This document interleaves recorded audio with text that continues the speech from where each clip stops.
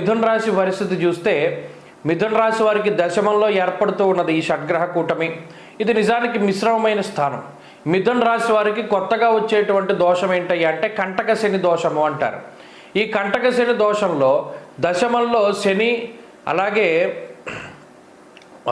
బుధుడు, శుక్రుడు, ఈ 3 గ్రహాలే చెడు.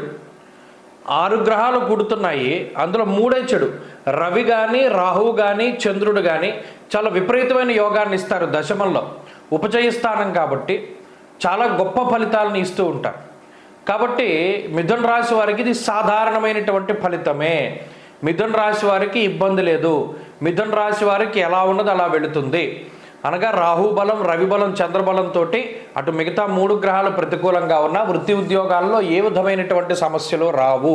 ఉద్యోగపరంగా కానీ వృత్తిపరంగా కానీ సామాన్యంగా వెళ్ళిపోతుంది. వీళ్ళది న్యూట్రల్గా ఉండేటువంటి పీరియడ్ అన్నమాట. ఇది ఎత్తు ఫలాలు ఉన్నప్పటికీ కూడా మంచి కాన్సిక్వెన్స్ చెడు, మంచి చెడు అలా వెళ్ళిపోతూ ఉంటుంది, బ్యాలెన్స్ అవుతుంది. ఏమీ ఇబ్బంది పడవలసినటువంటి అవసరం లేదు ఈ మిథున రాశి వారు.